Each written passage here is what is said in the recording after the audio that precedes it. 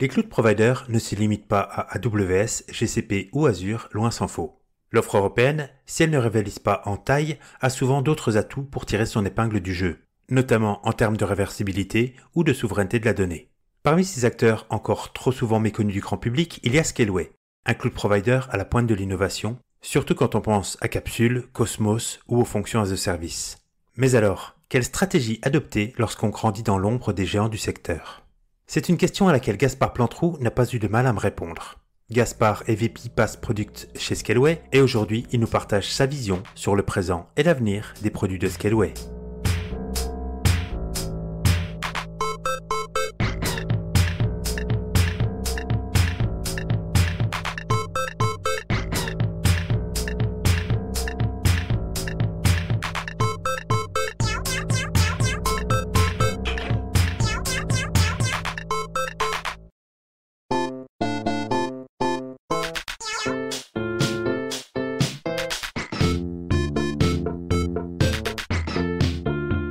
Gaspard, bonjour, bienvenue.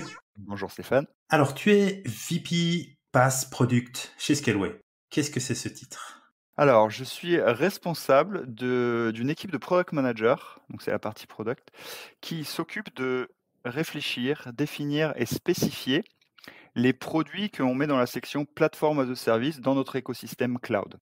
Ok, et quelques produits par exemple ? Alors, ça couvre aujourd'hui les produits tels que notre Kubernetes managé, les bases de données managées, beaucoup de produits qui sont en cours de développement. On peut aussi voir dans cette gamme-là tous les produits de la gamme serverless, Function as a Service, Container as a Service par exemple. Function as a Service qui vient juste de passer en GA, si j'ai bien Exactement. suivi l'actualité. Et alors, c'est super intéressant. Alors ton rôle dans tout ça, donc tu manages un peu, tu chapeautes. C'est quoi ton day-to-day ? Mon day-to-day, déjà, c'est du manager une équipe. Mon travail, c'est de leur fournir du contexte pour qu'ils puissent travailler et réfléchir aux produits qui répondent à une certaine problématique. Le contexte que je vais leur donner, c'est un contexte stratégique, c'est-à-dire Scaleway, en tant que cloud provider, nous avons une vision. De cette vision, je vais en décliner une stratégie produit, c'est-à-dire que les produits passent de Scaleway, nous souhaitons qu'ils favorisent tel type d'architecture ou tel autre use case. À partir de cette stratégie qui est définie en accord avec les product managers vont en décliner leur vision produit. Comment le produit va répondre d'un côté à des problématiques clients tout en respectant la stratégie et la vision plus globale de Scaleway. Alors la stratégie, comment tu l'as définie aussi, c'est tu lis des articles pour te tenir informé un peu de la hype ou de ce que les gens veulent adopter, ou par quel autre mécanisme en fait tu sens justement quelles sont les choses qui ont de l'attrait en ce moment. Alors, quand on travaille sur une stratégie, il faut réfléchir sur le long terme généralement. Donc, il faut éviter de se faire trop attirer par la hype ou ce qui est trendy. Ma manière de travailler récemment, dans mes derniers travaux, ça a été majoritairement d'aller à beaucoup de conférences, majoritairement des conférences sur tout ce qui est la containerisation et le serverless, où c'était un point très particulier de Scaleway, d'aller voir les clients, en fait, rencontrer les clients, de comprendre moi-même pourquoi ces clients avaient des architectures qui étaient considérées comme legacy, quelle est la définition d'une architecture cloud. Comprendre aussi quelles sont nos forces et nos faiblesses en interne de nos produits. Et en fait, quand on fait on résume tout ça et on regarde toute la picture, la manière dont j'ai travaillé, c'est que tout s'est articulé de manière logique. C'est-à-dire qu'on a des produits qui ont une certaine force, qui correspondent à une certaine vision du marché. Toutes les applications conteneurisées, par exemple, eh bien, c'est cohérent de pousser notre stratégie autour de ces produits. On a d'autres catégories de produits qui sont en avance d'une certaine manière sur le marché, qui correspondent à un besoin qui est peut-être un peu plus embryonnaire. On va décliner cette stratégie en un pari mesuré pour dire on va aussi orienter notre communication, notre produit, notre développement produit, le choix des produits qu'on va développer autour de cette architecture. On a fait le choix aujourd'hui chez Scaleway d'essayer enfin en tout cas dans ma division, de se concentrer autour des applications conteneurisées, donc de favoriser les clients, d'attirer les clients qui travaillent sur des applications conteneurisées. Et ça va driver en fait le choix des product managers quand ils vont définir est-ce qu'il faut que je développe telle feature ou telle feature. On va toujours se rappeler à la stratégie et à la vision d'ensemble. Est-ce que je contribue à fournir du service à tel type de client ou à tel autre type de client? Parce qu'à l'arrivée, c'est toujours une histoire de choix. Dans l'écosystème cloud aujourd'hui, il est proche d'être infini dans le type de produits et de features qu'on peut sortir. Donc on pourrait se borner littéralement à prendre une liste de courses infinie et de dire on va faire ça, ça, ça, ça, ça, ça, ça. Mon travail, c'est de réussir à prioriser et de amener une certaine logique dans les produits et les features qu'on sorte pour que cette logique, en fait, parle à nos clients et à nos futurs clients pour qu'ils viennent chez nous, en fait. Ça concerne les clients déjà en place, donc tu es à l'écoute de tes clients actuels et de leurs besoins en termes d'évolution, tout aussi bien que des clients potentiels qui ont leurs propres besoins eux également. Parce que d'une certaine manière, faire de la traction, par exemple sur les containers pour faire venir des clients, généralement, tu as des clients, ils ont plus des architectures assez hybrides où ils vont mêler peut-être du legacy, donc ils ont quelques VM, ils ont quelques containers, peut-être qu'ils ont d'autres composants. Et un seul driver, est-ce que ça suffit pour les faire venir? Non, aujourd'hui, effectivement, donc tu l'as dit, il y a interroger nos clients actuels qui ont beaucoup de qualités et la plupart, c'est le défaut d'être déjà des cloud natifs. Donc pour eux, le cloud, c'est évident. Et effectivement, aller à la rencontre de toute cette masse de prospects, de clients potentiels qui connaissent mal ou peu le cloud. Et effectivement, pour moi et pour nous, c'est ultra important de savoir sur qui on doit se concentrer et à qui on doit amener de la valeur ajoutée. Aujourd'hui, j'ai l'impression aussi qu'il y a de plus en plus de produits cloud natifs qui commencent à venir on-prem. On peut citer par exemple du S3, on peut citer Cube, évidemment. Et finalement, les architectures cloud drivées par des API, c'est leur gros avantage, versus des architectures plus on-prem, ont plus tant de différences que ça, d'une certaine manière. Donc j'imagine pour certains clients, ça doit être quand même plus facile de songer à passer sur une infrastructure cloud. On-prem, plutôt que d'aller directement sur le cloud. Non, non, ce que je veux dire, c'est puisque maintenant les outils qui avaient fait la force du cloud avant, S3 par exemple, et ça faisait de la traction vers le cloud, maintenant que c'est on-prem, les gens sont familiarisés avec ce qu'on peut retrouver dans le cloud. Et je trouve qu'aujourd'hui, c'est peut-être plus facile de passer dans le cloud qu'avant, parce que on change pas forcément d'architecture totalement. Oui, on va directement en fait, on va pas avoir à écrire tout l'aspect applicatif, on va juste voir qui est généralement ce qui fait peur quand on passe du on-prem vers le cloud. On va littéralement pouvoir se dire: «Bah, en fait, je vais économiser la gestion des serveurs, les problématiques liées à si je suis sur du on-prem, à avoir, tout mon stock de composants prêts pour les remplacer, et de pouvoir du coup se déférer de toutes ces problématiques au cloud provider et effectivement vu de cet aspect, ça paraît un petit peu évident et le gap est beaucoup plus simple et on est totalement d'accord que pour justement migrer du on-prem vers le cloud, c'est ultra dur de le faire, from scratch et il faut passer par des étapes intermédiaires et d'une certaine manière, chez Scaleway, on a envie de croire que le multi-cloud, c'est une des manières de pouvoir faire cette étape en fait. Dans multi-cloud, il y a multi et il y a cloud, donc c'est pas spécialement parlant, mais on peut tout à fait mixer du on-prem et du cloud. Et donc on va parler de Kubernetes, donc on a un Kubernetes managé cloud et on a une version qui permet de mixer la répartition des nodes chez un cloud provider comme nous, comme AWS, comme OVH, et aussi pouvoir répartir ces nodes sur du on-prem si ça vous fait plaisir. Et du coup, ça permet d'avoir une première approche du cloud, de commencer à goûter, de comprendre comment ça fonctionne et de pouvoir y aller progressivement. Alors, le multi-cloud, on peut avoir plusieurs définitions. J'imagine que chaque cloud provider a un peu la sienne. Chez Google, ça a été de sortir Kubernetes en disant, voilà, on peut l'installer sur plusieurs cloud providers et puis porter ses applications de l'un à l'autre. Mais une autre définition pourrait être autoriser la réversibilité. Quelle est la vision de Scaleway justement entre les deux? La vision de Scaleway, elle est, comment expliquer ça? Quand on définit les produits en interne, quand on travaille sur les features, on se pose toujours et en premier la question de comment je peux favoriser le multi-cloud. Et effectivement, la définition de multi-cloud, elle peut s'appliquer de manière différente suivant les produits. Tu l'as tout à fait dit, avec un Kubernetes, avec un produit Cosmos, on peut littéralement, ça consiste à dire: «Je vais pas mettre tous mes œufs dans le même panier, je vais répartir mes œufs sur plusieurs cloud providers». Donc ça, c'est la version la plus évidente d'un aspect multi-cloud. Effectivement, la réversibilité et l'absence de lock-in est pour moi et pour nous une itération de la vision du multi-cloud. Object Storage, S3, pour pas le citer, le fait de ne pas choisir, enfin, ou plutôt, je vais te tourner positivement, le fait de choisir un standard comme S3, qui s'est imposé sur le marché comme qui s'est imposé sur le marché et qui a été créé par AWS. Et le fait de choisir ce standard, et bien, du coup, ça veut dire que un développeur, une application qui va stocker ses données dans de l'object storage basé sur S3, il va pouvoir choisir son cloud provider juste en changeant le endpoint.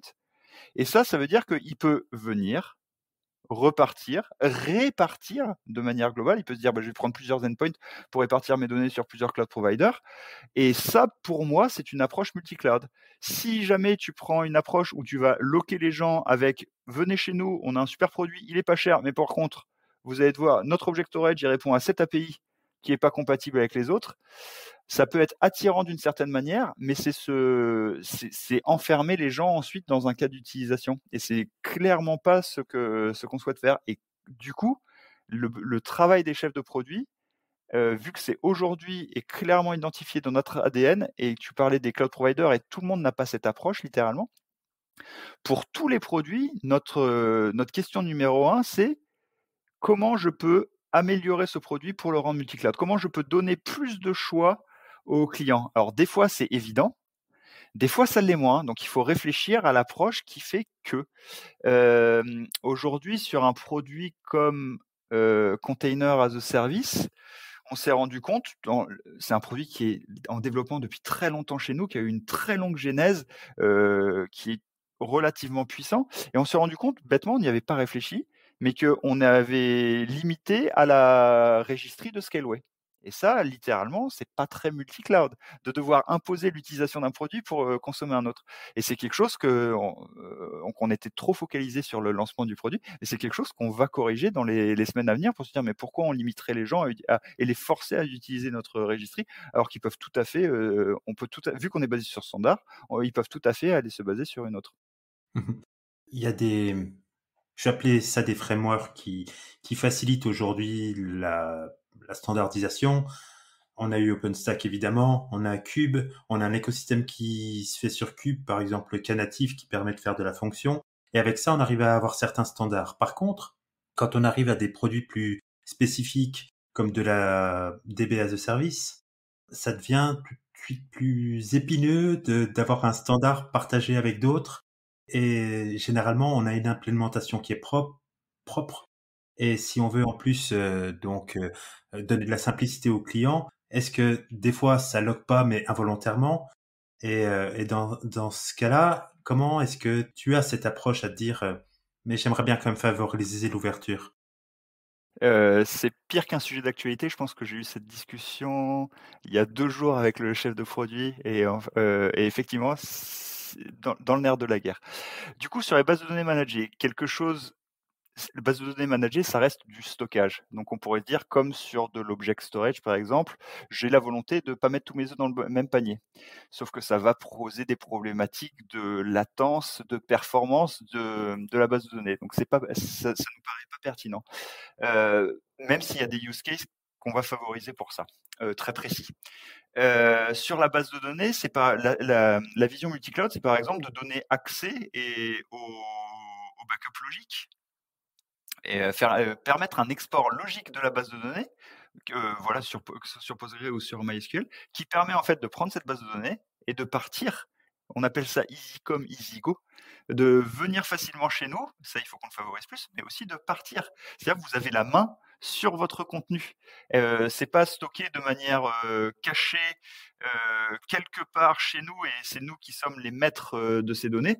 Ces données, on souhaite que vous en restez maître, et si vous voulez partir, aller essayer quelqu'un d'autre, ces données, vous y avez toujours accès. Et c'est en cette approche-là que, OK, même si c'est un standard, mais dans notre implémentation, on a fait évidemment à notre sauce la base de données managée, mais le fait de rester sur du Postgre et du MySQL pour le moment, et de permettre ces exports logiques et d'avoir la main sur ces exports, c'est une manière d'avoir un point de vue multi-cloud sur l'histoire.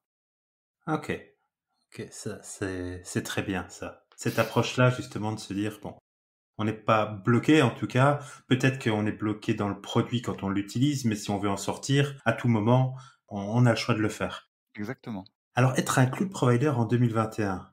Donc, Scaleway est pas né hier non plus, mais je veux dire, c'est quand même un nouvel acteur dans le paysage. Comment on fait par rapport à une concurrence telle que Amazon, Google et Azure aujourd'hui? Quelle stratégie on adopte vis-à-vis de cela pour essayer de faire sa place? Premièrement, il faut rester humble. C'est-à-dire qu'il faut savoir à qui on est en mesure de se mesurer littéralement. Heu, Amazon, Google sont là depuis plusieurs dizaines d'années pour, AWS. C'est eux qui ont inventé d'une certaine manière le cloud public. Ils représentent une part de marché significative. Donc il faut savoir là où on peut se battre, enfin il faut choisir ses combats. La différence de Scaleway par rapport à des acteurs américains, par exemple, c'est déjà de ne pas être américain, donc de ne pas être soumis aux mêmes lois. C'est quelque chose qu'on met en avant, là, on est un acteur souverain. On a la propriété de tous nos data centers en France. C'est-à-dire qu'on maîtrise toute la stack technique, matérielle, technique et logique des produits qu'on fournit. L'aspect souverain est très important pour les clients européens. Le Cloud Act fait peur à beaucoup d'acteurs et beaucoup de nos potentiels clients. Et le fait d'avoir affaire à un cloud provider européen est très rassurant. Par contre, effectivement, il est super important d'avoir un écosystème cohérent qui réponde aux besoins. Parce que c'est bien joli de dire on est européen, vos données sont stockées en France, elles ne sont pas accessibles par le gouvernement américain.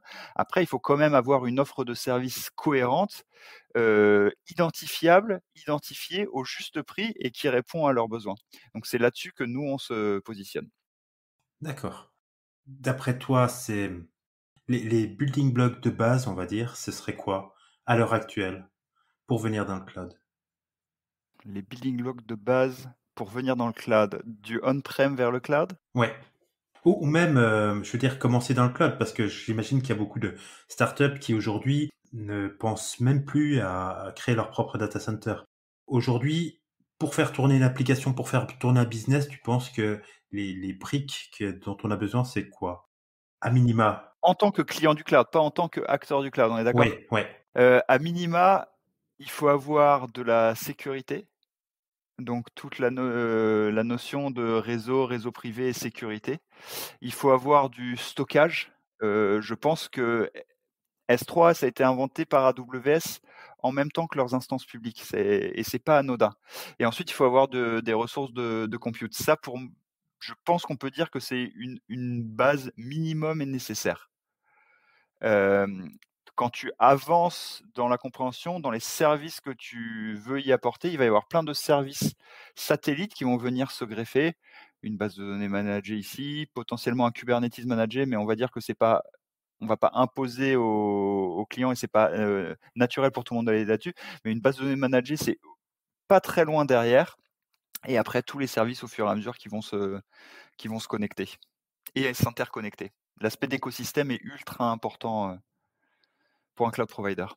D'accord, c'est étonnant parce que finalement les briques de base n'ont pas tellement changé en 10 ans, Je pense pas, ni non. même en 15. À part la sécurité peut-être qui s'est un peu renforcée par rapport à ce qu'on avait avant?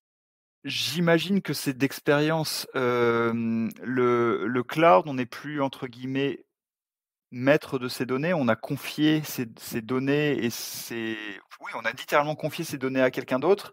On va dire qu'on a la chance d'arriver après certaines batailles, tout ce qui est vulnérabilité, donc on a appris, on va dire, des erreurs des autres, et ce qui était pas un sujet il y a peut-être 15 ans est devenu un sujet il y a peut-être 10 ans, et aujourd'hui c'est mainstream, et ça vient quasiment, nativement avec, la plupart des cloud providers.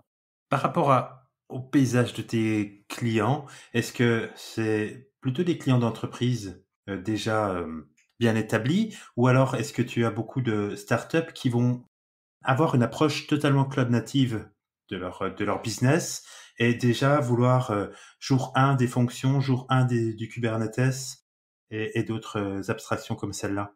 C'est une question très intéressante. On a un mix des 2. Il y a effectivement, on va appeler ça des gens qui sont plus, qui viennent plus du legacy et qui ont vocation à migrer à venir, et pour eux, c'est un effort important et il est très important de les accompagner. Et à l'opposé de ça, il y a tous les cloud natives qui peuvent être des startups ou des boîtes établies qui ont peut-être commencé par du on-prem et qui, elles, effectivement, vont connaître from scratch les technos, parce qu'elles l'ont appris à l'école, parce que le CTO, les devs vont être suffisamment influents et qui vont connaître exactement l'architecture. On voit aussi quand on parle de startups, on voit aussi beaucoup de startups qui ont une approche différente, c'est-à-dire et elles savent qu'il faut aller vers le cloud parce qu'elles n'ont pas fatalement les capex et l'argent à mettre en place pour avoir mon propre serveur. Donc elles savent que le cloud est pour elles une manière de se développer et de montrer leur valeur. Mais à côté de ça, elles n'ont pas toutes les notions d'architecture, de DevOps, et elles ont des développeurs, dans le meilleur des cas plusieurs, et il est important, elles aussi, de pouvoir leur proposer un écosystème de produits pour lesquels l'infrastructure va être offusquée, et de leur proposer des solutions qui vont leur permettre de se concentrer sur leur applicatif, et quand elles auront grandi significativement, quand l'infrastructure sera un sujet pour elles, elles pourront grandir et faire évoluer tout ça. Donc il y a un petit peu de tout. Il y a effectivement des gens qui vont arriver et disent: «Moi, je sais que je veux du Kubernetes. J'ai déjà tout à fait parce que tout chez moi, toutes mes applications, tout est organisé en microservices, tout est containerisé, donc je sais ce que je veux.» Et il y en a d'autres qui vont dire: «Mais j'ai aucune notion de tout ça, je veux juste vous pousser du code, est-ce que vous pouvez l'héberger, s'il vous plaît?» Et il faut pouvoir répondre à tout ce genre de problématiques. Ouais. Et j'imagine aussi que c'est un gros travail de marketing parce que aujourd'hui, ça fait quand même quelques années que les fonctions as a service existent. Scaleway vient de passer en GA, donc c'est super, on peut l'utiliser de la même manière, mais aujourd'hui, Lambda, c'est vraiment la reine de la fonction. Très difficile de l'égaler, et même les autres gros cloud providers aujourd'hui ont pas les mêmes performances que du Lambda. Comment justement faire un lancement marketing autour d'un produit comme celui-là? C'est compliqué. Comment arriver à faire de l'attraction dessus? Alors, c'est simple et compliqué, mais surtout compliqué, effectivement. 1er point, au-delà du marketing, même si, effectivement, dans les gros cloud providers, AWS, Azure, ils ont évidemment leur fonction de fonction. Néanmoins, on a quand même chez Scaleway, on est les premiers du reste de la meute. En tant que déjà d'être capable de fournir le service, on est capable de dire: «Bah, voilà, on est le premier cloud provider européen à sortir un function as a service». Hem, pour serverless, de manière globale, on se rend compte qu'il y a un besoin, au-delà du marketing et de comment s'en sortir, il y a un besoin d'évangélisation. Tout le monde, sur le marché n'est pas familier avec, les notions de serverless, et toute cette évangélisation est un travail de fond et de longue haleine à faire, et littéralement, les cloud providers américains ont commencé cette évangélisation, et nous, ça nous permet de surfer et de pouvoir nous différencier sur ces aspects. Notre différenciant, comme tout à l'heure, et pour le lancement du produit, c'est d'insister sur le fait qu'effectivement, le produit serverless est au sein d'un écosystème souverain, donc l'écosystème Scaleway, qu'il va venir travailler et s'interconnecter avec les différentes briques de l'object storage, des bases de données managées, potentiellement du Kubernetes, et qu'il répond au même cahier des charges que tous les autres produits. Le plus compliqué pour le lancement d'un produit comme ça, c'est trouver l'angle pour expliquer en quoi le paradigme serverless est quelque chose de nouveau. J'expliquais tout à l'heure qu'effectivement, il y a certaines startups qui veulent pousser du code. Littéralement, ils n'ont pas envie de réfléchir à l'infra. Serverless répond d'une certaine manière à ce besoin, mais c'est absolument pas évident pour tout le monde.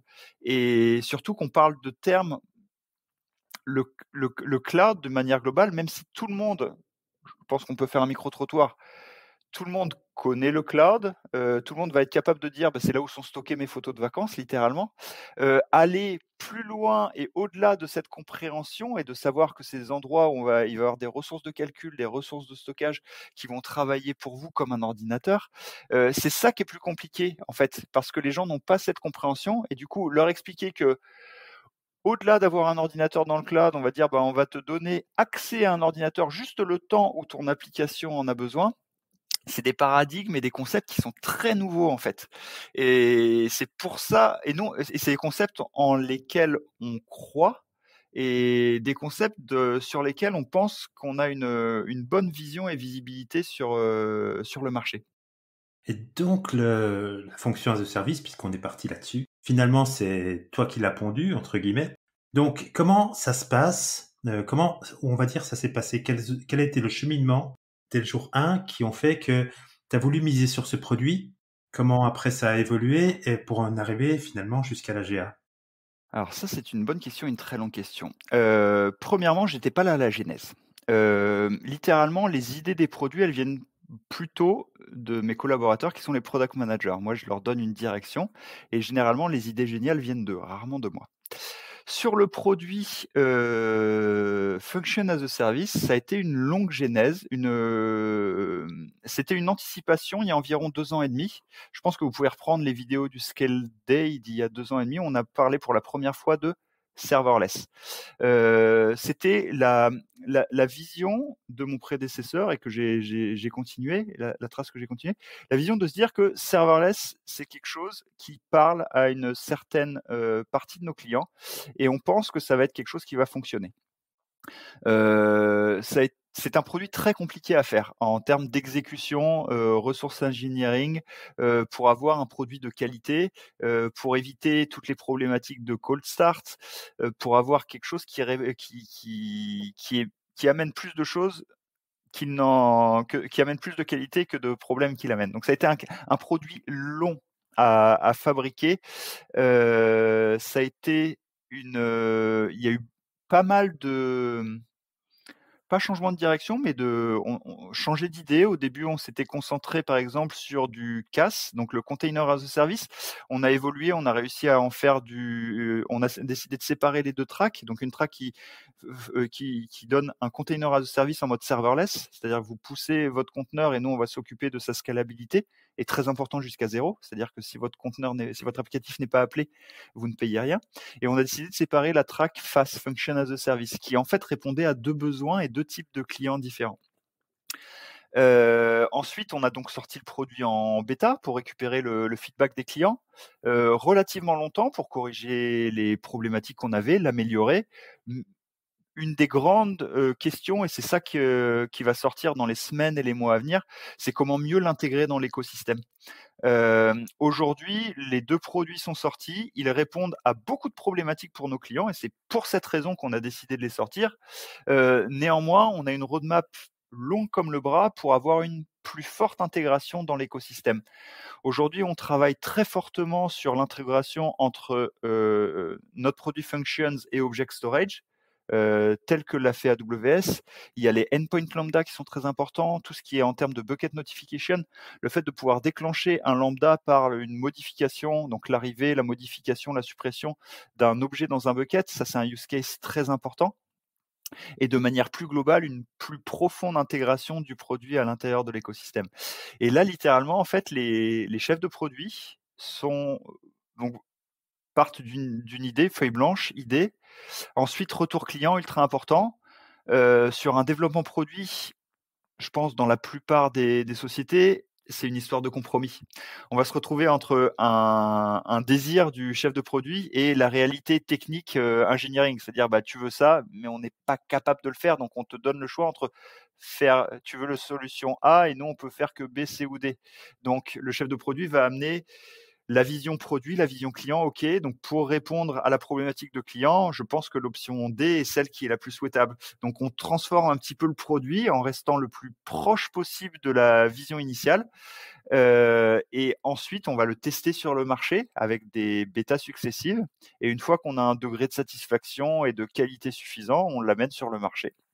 Comme on l'a fait du coup avec Functions et Containers en début de mois, je crois. Au début du mois de novembre, oui, pour remettre dans le contexte. Ok, et donc explique-moi plus la phase de bêta, comment ça se passe? N'importe qui a accès à la bêta? C'est des bêtas privées? Vous ciblez plus peut-être des clients d'entreprise ou pas du tout? Ça dépend littéralement des produits. Il y a des produits pour lesquels une bêta en fait est peu importante parce en fait, il y a certains clients pour lesquels le mot bêta va faire peur. Et du coup, vont pas tester ou vont pas mettre un workload suffisant pour que ça nous permette d'en retirer quelque chose. Sur un produit comme les produits serverless, ça n'a pas été le cas. Il y a des gens qui ont mis leur prod dessus. C'était une bêta, donc on a commencé par une private bêta, en fait, quelques happy few pour regarder comment ça se passe. Et généralement, au bout d'1 à 2 semaines, quand on considère que voilà, on n'a pas de problème majeur, tout se passe bien, on va ouvrir une bêta publique. C'est comme ça que ça se passe. Suivant les produits et les investissements qui ont été mis et le service qui est rendu, ça va être le choix d'une bêta publique gratuite ou payante. Généralement, c'est une question qui se pose par le product manager. Et ensuite vient l'animation de la bêta à proprement parler. Donc généralement, ça se passe via notre Slack community. Donc il y a des chans dédiés pour tel service en bêta. Le product manager va contacter de manière fréquente les clients. On va réussir à les identifier d'une certaine manière. Est-ce qu'il y a eu des patterns, des bugs qui ont été trouvés qui vont nous permettre de reproduire des use cases nouveaux et intéressants, des clients qui potentiellement utiliserait une prod sur un produit bêta et on va pouvoir pérenniser là-dessus et construire avec le client pour justement définir comment vous verriez une amélioration. Est-ce que vous en êtes satisfait? Qu'est-ce qui vous manque? Pourquoi vous en êtes satisfait? Littéralement, c'est aussi des questions qui, des fois, les réponses à ces questions sont parfois étonnantes. Comment vous l'utilisez? Ça peut être aussi très étonnant parce que ça peut être très éloigné de ce qu'on avait pensé à l'origine. Et c'est comme ça que le produit, au fur et à mesure, se définit et se raffine pour en faire le produit qui sort et qui va être marketé, vendu et poussé sur notre site web. Ça veut dire que les choix difficiles en tant que product manager, ils sont faits quand même pendant la bêta, parce que si je me mettais à ta place, ce serait quand même très compliqué. Je sors une bêta et j'ai des utilisateurs qui commencent à l'utiliser en production, ce qui est très chouette d'un côté, mais d'un autre côté, je sais que c'est un produit qui va peut-être encore pas mal bouger. Donc c'est inquiétant d'un autre côté de se dire, il y en a qui ont déjà mis leur production dessus, donc si je change trop le produit, ça va casser ce qu'ils sont déjà en train de faire tourner. Ouais. Déjà, un produit en bêta, c'est un produit qui peut être redémarré à n'importe quel moment. Il y a aucune garantie sur la pérennité, il y a pas de garantie de service. Nos clients, on les prévient de ça. Il y en a qui ont tellement besoin du produit qu'ils, quand même, vont mettre une production dessus. On évite de faire trop de breaking chain, c'est quand même dans l'ADN de beaucoup de nos développeurs et on se dit: «Non, il y a un service, il y a une continuité à assurer» et généralement, c'est c'est les questions qui centralisent ce sont les gros points d'attention. Je crois me rappeler que sur, Functions, on est passé d'une V1 à une V2, il y avait un petit breaking change. Ça a été une semaine de discussion en interne. Est-ce que ça vaut le coup? Est-ce que ça vaut pas le coup? Est-ce qu'on attend la GA? Et on a décidé d'anticiper quand même, mais c'est vraiment quand on va modifier quelque chose, même si on est en bêta, c'est vraiment les moments où il y a les discussions compliquées pour savoir est-ce qu'on le fait ou on le fait pas. Après, ce qu'il faut se dire, c'est qu'on est dans l'univers du logiciel, donc c'est très important à la fois de fournir une continuité de service, mais on a la chance de pouvoir livrer en continu des améliorations. Et ça, c'est quand même assez magique de se dire, bah voilà, on a lancé un produit. Une semaine plus tard, déjà, on peut fixer si on trouve des bugs et on peut l'améliorer. On a des retours et on améliore, on continue. Et ça, pour moi, c'est ultra crucial dans l'approche que Scaleway a, c'est-à-dire même par petite touche par petite touche, comment on va améliorer la vie des clients au fur et à mesure. Sur Functions et Container, je crois que ça va sortir très bientôt, c'est même peut-être déjà disponible sans que personne ne le sache, mais il y avait quelque chose dont on s'était pas rendu compte pendant la bêta, c'est de pouvoir customiser le port, sur lequel, sont attaquées les fonctions et les containers. Et en fait, on s'est rendu compte que c'est quelque chose de crucial pour la plupart de nos clients. Et le produit est sorti, 4 semaines plus tard, on update le produit et c'est sorti de la même manière. Lucas, le product manager, travaille sur pouvoir configurer le domaine du conteneur pour sortir du domaine ultra compliqué qui est aujourd'hui fourni. Et en fait, on se rend compte en discutant qu'il y a des petites choses qui peuvent rendre la vie des clients beaucoup plus simple. Et effectivement, le travail, c'est de dire d'un product manager, c'est d'arriver à équilibrer les grosses fonctionnalités de tous ces petits quick wins qui vont faire que le produit est encore meilleur et que le client va se sentir valorisé par la qualité qu'on lui apporte. Alors, j'imagine que c'est un processus qui est très suivi lors de la bêta. Est-ce que une fois quelque chose lancé en GA, est-ce que de la même manière, vous allez toujours chercher les retours d'utilisateurs, les améliorations à apporter, les changements à apporter pour peut-être plus coller à un écosystème, etc., etc. Clairement. La phase de bêta, elle va permettre de raffiner, d'affiner une certaine vision, de corriger des bugs. On va pas se mentir, le but de la bêta, c'est d'être dehors et de prendre d'être à balles réelles et de voir comment ça se passe. On a une approche de dire bon voilà, vous avez un problème, on va vous contacter pour savoir comment le reproduire et nous arriver à corriger parce que c'est toujours donc ça marche chez moi, ça marche pas chez vous et d'arriver à reproduire. Le product manager va être effectivement pour moi, il est en constant lien avec ses clients. La phase de bêta ou de GA, en fait, pour lui, c'est agnostique et il est ultra important d'être toujours à l'écoute, justement parce qu'on a un produit qui peut s'améliorer. On n'est pas comme sur du hardware où on doit, entre guillemets, penser à la V2, c'est-à-dire une phase qui va prendre une année entière pour pouvoir fabriquer la V2, l'améliorer, rajouter une meilleure caméra, faire une meilleure chose, etc. Sur le logiciel, on a la possibilité et la capacité d'amener des améliorations en continu. Un produit qu'on lance, il va être là pendant 5-6 ans, il va peut-être, ou voire des dizaines d'années, il va peut-être être totalement différent du produit qu'il était, mais à l'origine, mais il n'y aura pas eu de rupture. On ne va pas avoir demandé au client d'aller à la Fnac et de racheter un nouveau produit pour profiter des nouvelles features. C'est quelque chose qu'on va mener en continu. Donc cette phase, en fait, une fois que le produit est sorti en GA, on rentre quasiment dans une phase infinie d'amélioration continue. Et pour ça, effectivement, notre Slack community est un endroit ultra important pour nos clients et nos product managers parce que ça leur permet d'être en prise directe avec les clients. Il y a 1 an, on a lancé feature.scaleway.com qui permet, ou ids.scaleway.com, je suis désolé, je me rappelle jamais de l'URL, qui permet aux clients en fait de partager les features qui leur manquent et ils nous explicitent pourquoi. Et des fois, ils font des propositions de produits pour dire ce qui serait bien pour un minimum viable product, c'est d'avoir cette fonction, cette fonction, cette fonction. Et les gens commencent des threads de discussion et peuvent upvoter et ça nous permet de définir, c'est une des sources d'informations qui nous permet de penser ce produit fait du sens, fait beaucoup de sens par nos clients, il est très discuté et il correspond à une certaine logique dans notre écosystème. Donc il y a toujours cette animation et le fait d'être à l'écoute de ses clients, c'est ultra important. Une fois que la GA est sortie, donc tu as misé sur une stratégie qui fait que, restons dans l'exemple de la fonction, il y aurait de la traction naturellement vers la fonction.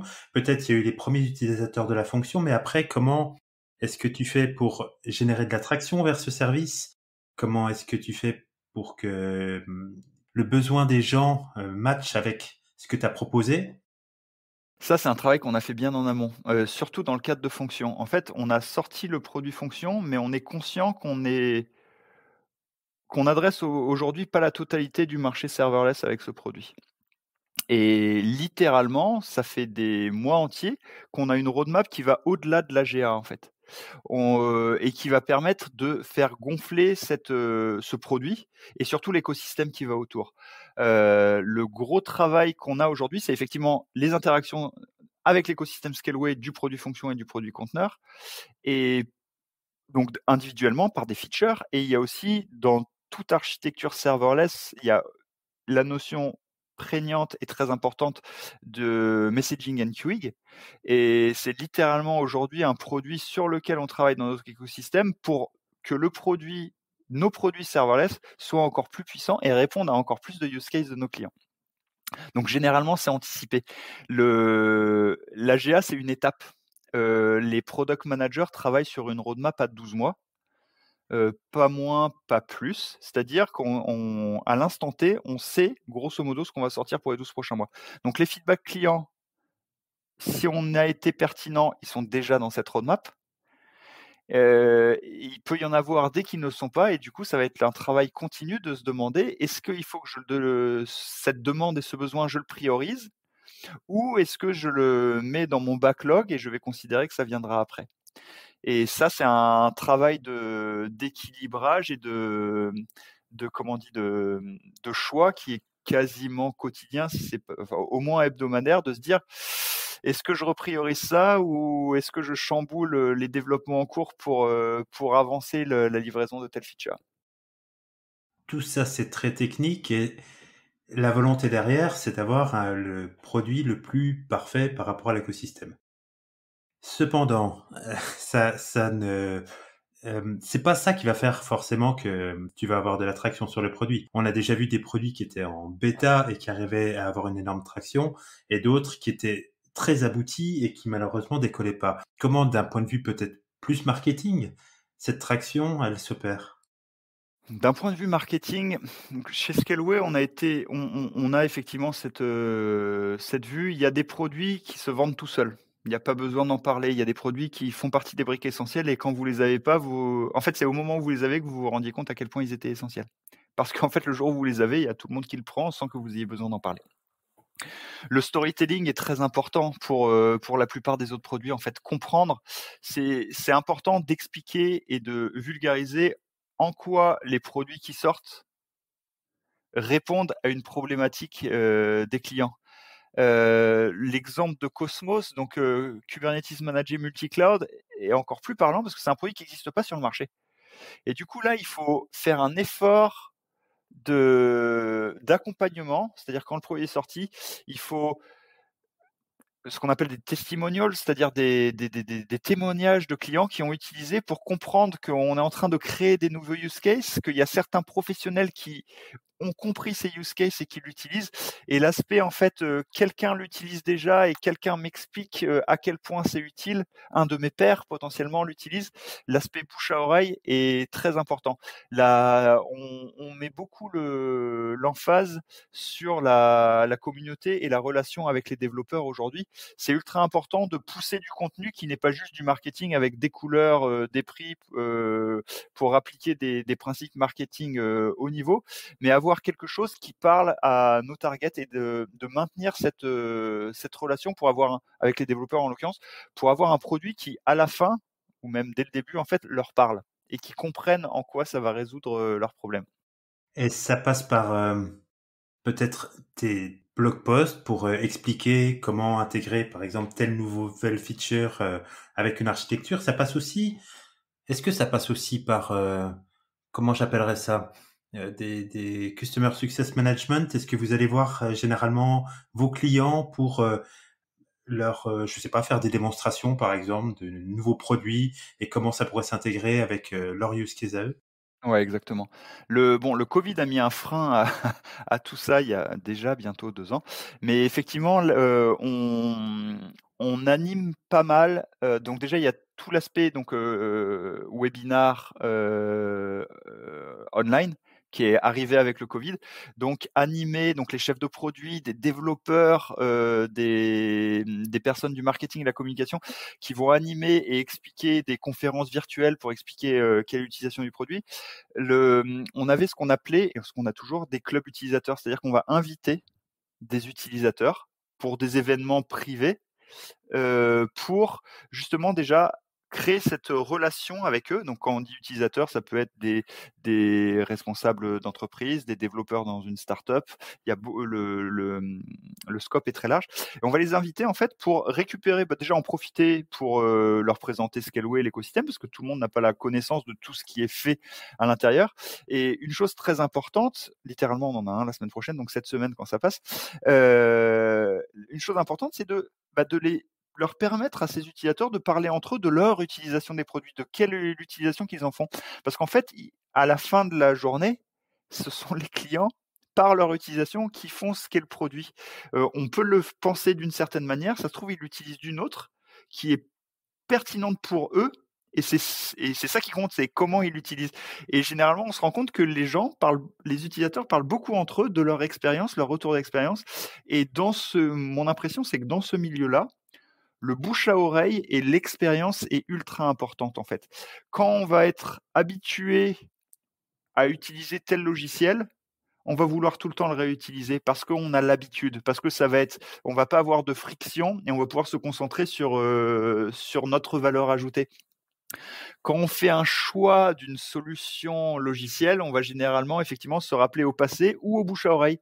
Ça m'est déjà arrivé d'interviewer un client: «Pourquoi vous utilisez Datadog?» «Parce que je connais un des fondateurs». Voilà, bouche à oreille, ce qui fait que, et après ça va devenir un évangéliste et un évangélisateur, pardon, du produit. Donc c'est ultra important d'être proche, de maintenir, cette qualité de relation avec la communauté, et effectivement avoir du contenu qui ne soit pas trop haut niveau, mais qui soit suffisamment pertinent pour parler à des gens qui ne connaissent pas le cloud, et à la fois, d'une certaine manière, avoir du contenu qui parle à des développeurs qui sont déjà cloud native. C'est vraiment 2 approches différentes, mais qui sont ultra importantes.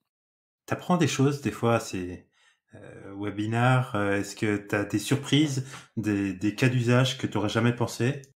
Oui, oui, oui. Est-ce que j'ai des exemples en tête? Ça va être ça le plus drôle. Littéralement, oui, on s'attend pas. Il y a des fois des choses ultra obvious pour les clients qui vont nous amener on n'a pas la science infuse, on peut pas connaître tous les use cases de tous les clients, et en fait, des fois, le but, c'est de retourner le maximum de pierres, et des fois, on retourne une pierre et on se rend compte qu'il y a une forêt énorme derrière, et on découvre un champ de possibles, que les clients ont transformé l'utilisation du produit pour en faire autre chose. Par exemple, utiliser Function as a Service pour automatiser de l'infrastructure. Moi, ça m'a surpris personnellement que ça pouvait être utilisé comme ça. J'associais énormément le functions à du média, c'est-à-dire agir sur du contenu. Et je me suis rendu compte que les clients, donc ça c'est moi personnellement, utilisaient functions pour interagir sur de l'infrastructure. Ça, je m'y attendais littéralement pas. Après, on est aussi étonné par des clients qui vont utiliser tel produit qui est en bêta pour faire de la prod, et c'est là où on se dit: «Vous êtes conscient de ce que vous faites?» «Oui, oui, bien sûr». Donc on accepte, on les remercie de nous faire, de nous donner cette confiance, et du coup, ça nous permet enfin nous, ça nous force à élever notre niveau à chaque fois sur tous les produits. Alors justement, parlons de niveau un peu élevé. Moi, j'avais eu la chance de recevoir Rémi Léon il y a quelque temps de ça. Et ce que j'ai trouvé, par exemple, dans Capsule, par exemple, la façon dont c'est implémenté, il y a eu des choix qui ont été à l'époque très pertinents, mais presque très en avance. Par exemple, pour ne citer que ça, le choix du network driver qui est Cilium, à l'époque où tout le monde encore était sur Calico et où c'était loin d'être mainstream, Cilium et eBPF. Donc, comment ça se décide? Parce que vouloir être assez précurseur, même si on est plus petit que d'autres, hein, parce qu'évidemment, face à un Amazon ou à un Google, Scaleway, c'est pas encore la même taille, mais cela dit, avoir des choix avant-gardistes par rapport même à ces cloud providers-là, c'est quand même très surprenant.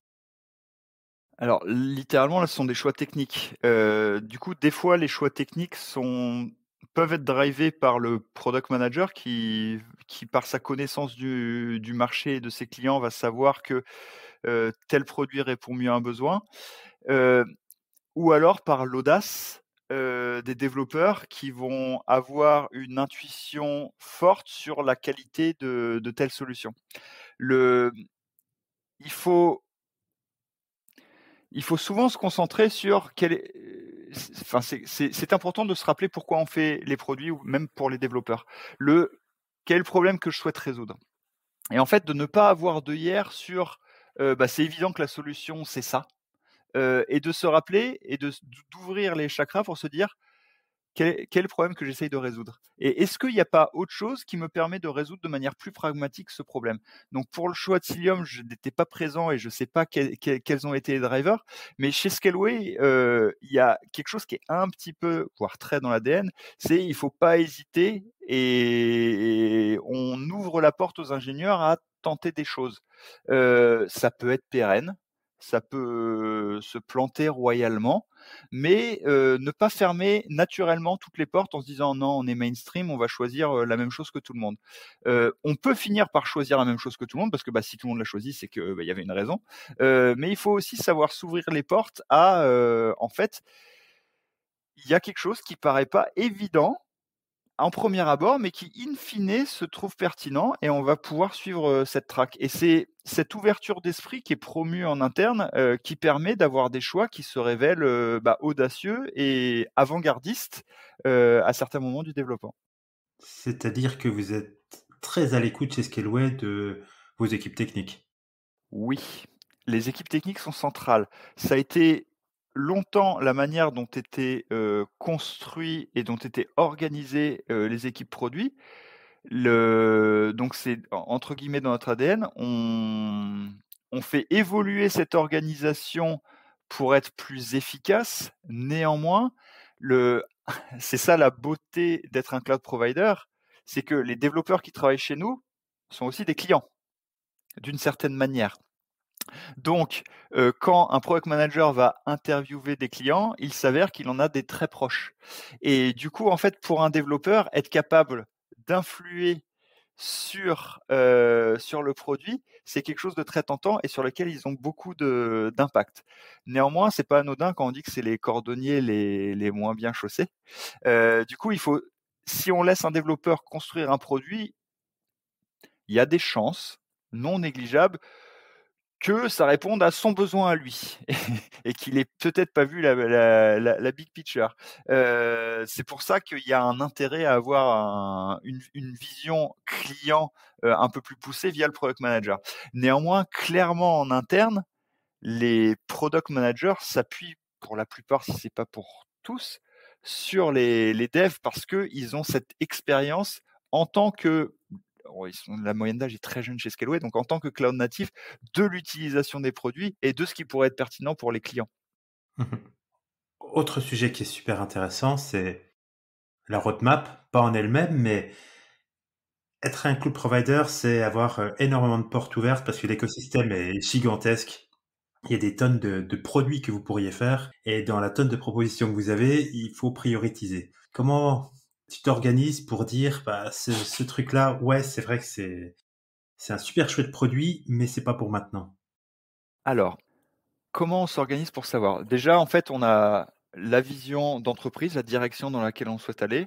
Ensuite, on définit la stratégie, c'est-à-dire quel va être le chemin qu'on va prendre pour aller dans cette direction. Ça peut être un chemin tortueux, ça peut être une ligne droite. Et ensuite, il y a les tactiques qui consistent à dire quelle voiture je vais prendre, quel type d'essence je vais prendre pour rouler sur ce chemin.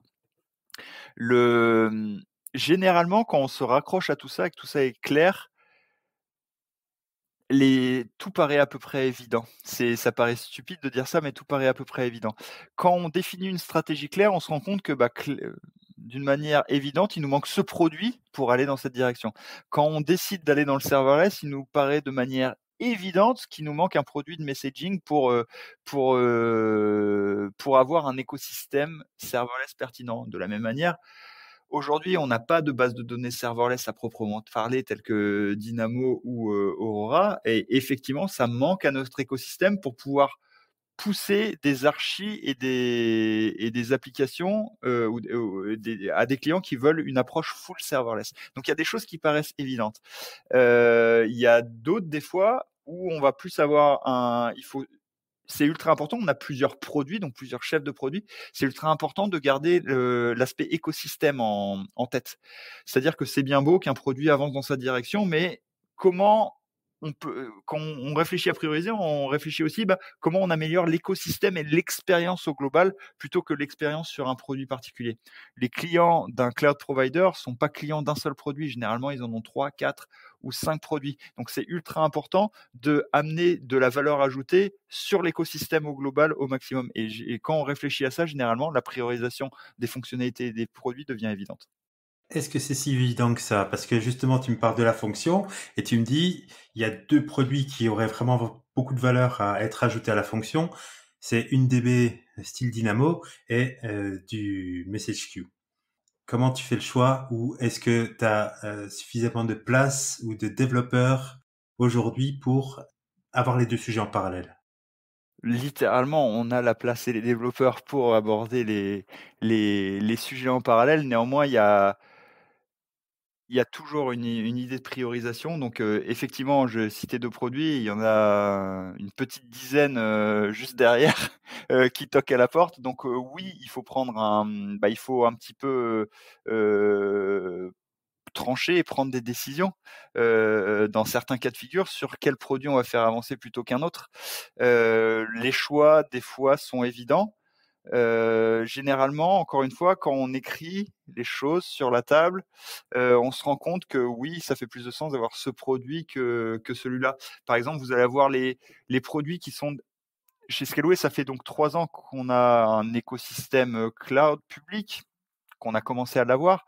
Aujourd'hui, on peut dire qu'on a fini une première phase. Alors, on a toutes les briques essentielles. Pour, dont on parlait tout à l'heure. Quels sont les éléments qui nous manquent pour passer au niveau d'après? C'est-à-dire pour répondre à encore plus de besoins. On va effectivement choisir et identifier lesquels. Donc il y en a, c'est des éléments que j'appelle de glue, qui permettent de faire communiquer les clients entre eux. Un produit de messaging par exemple, d'avoir un produit, ça s'appelle un produit, mais une gestion plus fine, des droits d'accès, donc un équivalent IAM. La VPC Gateway qu'on a lancé récemment en GA, c'était un produit ultra important qui nous manquait et effectivement, ceux-là sont bien identifiés et ça paraît encore une fois, ça paraît stupide de dire ça, mais c'est à peu près évident et il y a pas trop de on n'a pas trop à trancher de manière absurde sur on fait plutôt celui-là ou plutôt celui-là. Les choix sont généralement assez évident encore une fois. Et quand on a besoin de trancher, c'est des choix qu'on impose. On les documente le mieux qu'on peut, c'est-à-dire, on se référence à la stratégie, c'est-à-dire la stratégie, c'est d'adresser les cloud natifs, par exemple, et les cloud natifs vont vous avoir plus besoin de ce produit A que du produit B, donc on va prioriser le produit A, par exemple, et potentiellement ne pas faire le produit C. Ok.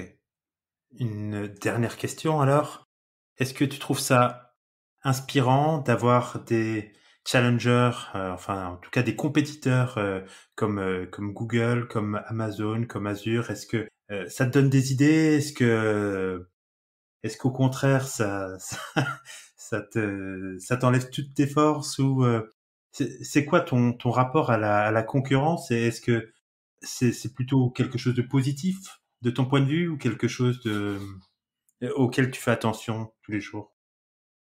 La concurrence, oui, on y fait attention tous les jours. Encore une fois, il faut avoir l'humilité de savoir à qui se comparer.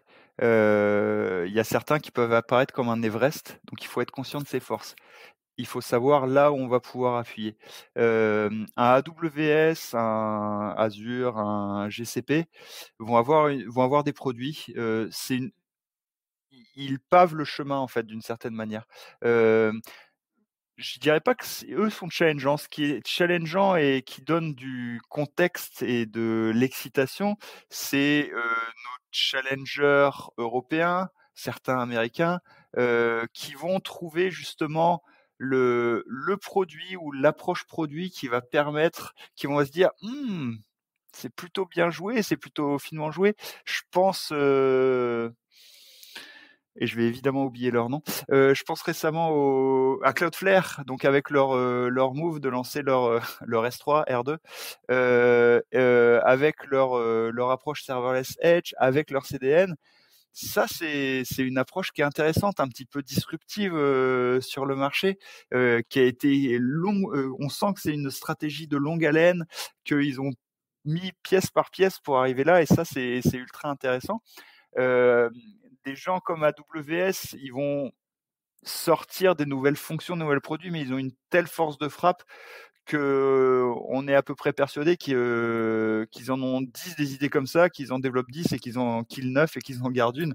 Donc c'est difficile de se dire on va pouvoir se battre avec ça. Donc il faut vraiment appuyer sur nos forces, notre agilité. On a une plus petite structure, donc on a vocation à être plus proche de nos clients, à répondre à des besoins plus précis et plus ciblés. Voilà, exactement, savoir pérenniser sur nos forces. Donc on est connu pour avoir une console, une interface utilisateur plutôt très user-friendly versus d'autres. Eh bien, appuyons là-dessus. Regardons comment amener encore plus de services à valeur ajoutée à travers cette interface pour répondre à des besoins en fait concrets. Et d'avoir des produits, encore une fois, simples pour lesquels les clients ont le choix, de pas avoir à se poser la problématique de je vais devoir lire une notice de 300 pages pour comprendre comment fonctionne le produit. Non, avoir une approche un peu plus simple dans la technique, dans la facturation, c'est très important. C'est un gros critère de choix aujourd'hui. Comprendre quelle va être ma facturation, savoir où vont être stockées mes données, comprendre comment est acheminée l'énergie aux data centers qui vont s'occuper de la puissance de calcul des données, sont des éléments importants sur lesquels nous, on est en mesure de se positionner et d'appuyer. Eh ben, écoute, super. Tu me donneras tous les liens nécessaires, évidemment, que je l'ajoute aux notes de l'épisode. Et puis, je te dis un très grand merci pour ce partage sur Scaleway. C'était vraiment passionnant. Merci beaucoup Stéphane, c'était un plaisir. Retrouvez Gaspard sur LinkedIn et Scaleway sur scaleway.com. Comme toujours, n'hésitez pas à parler de cet épisode autour de vous, à vos amis et sur les réseaux sociaux. Prenez soin de vous et à la semaine prochaine.